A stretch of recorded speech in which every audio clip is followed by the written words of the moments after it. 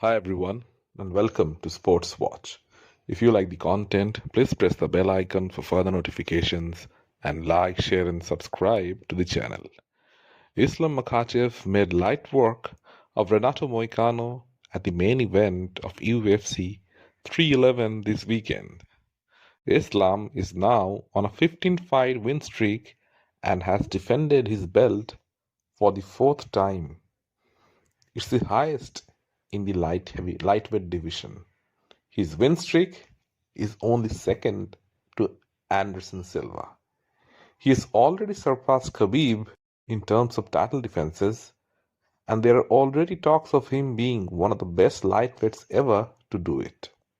Makhachev has been finishing guys of late, which has been rather impressive and which has separated him from Khabib.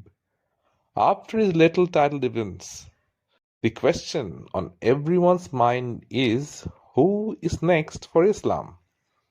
Arman Sarukian was supposedly his toughest test in the division, but after Arman pulled out at the last moment, Dana White categorically stated that he won't be fighting for the belt anytime soon. Arman has expressed the desire to fight Charles Oliveira again, this time in a 5-round fight to build himself back up. After what he did, top-level fighters would think twice before committing to a fight with him. And if they fight again, there's no guarantee that Arman wins. So the highly anticipated matchup between Islam and Arman may never materialize. A look at the lightweight division and it shows there is no one left to challenge Islam. The only one who can put a decent fight is Charles Oliveira. But Islam has already submitted him on his way to the belt. It was as decisive as it can get. And in the rematch, nothing much will change. The only guys he hasn't fought are Justin Gaethje and Max Holloway. Gaethje is fighting Dan Hooker. Gaethje is a devastating puncher, but like Khabib showed, if you take him down, there isn't much resistance from him on the ground. And Islam's grappling is on another level. He's so far ahead of these guys in skill that they won't be able to catch up with him on the ground. The same goes for Max Holloway. If Ilia Topuria can take you down, Islam Makhachev will definitely do the same. And when he does, Max doesn't have the defensive wrestling to keep him off him. But Max is coming off a knockout loss, so it will be difficult for him to match up with the champ. And Michael Chandler doesn't win fights. He shows up to lose gloriously. Islam has beaten Poirier and Hooker. Rafael Fiziev lost to Justin Gaethje and hasn't fought since. Once again, he's a stand-up fighter and poses very little threat for Makhachev. Mateusz Gamrot, with his wrestling and cardio, is the one who can match the style of Makhachev, but in the Dariush fight it showed that he doesn't cope well when he's not able to take his opponents down. And Islam's takedown defense is second to none.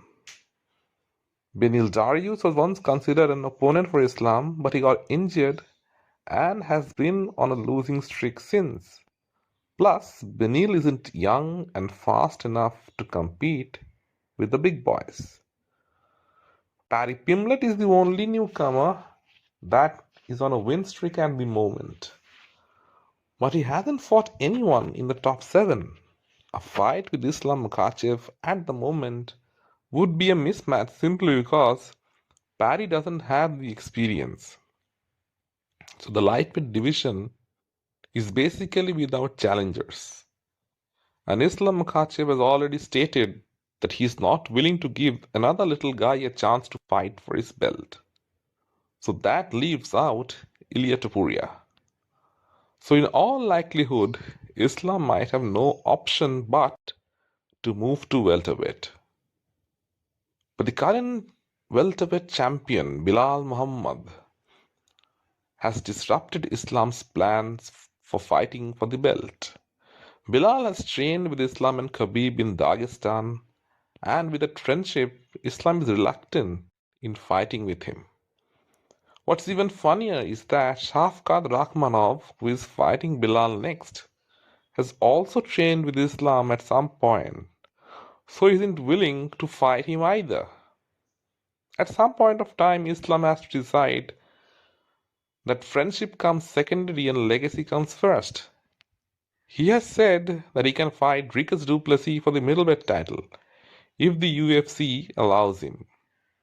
That's stretching it a bit too far. Islam weighed in at 178 pounds after his last fight.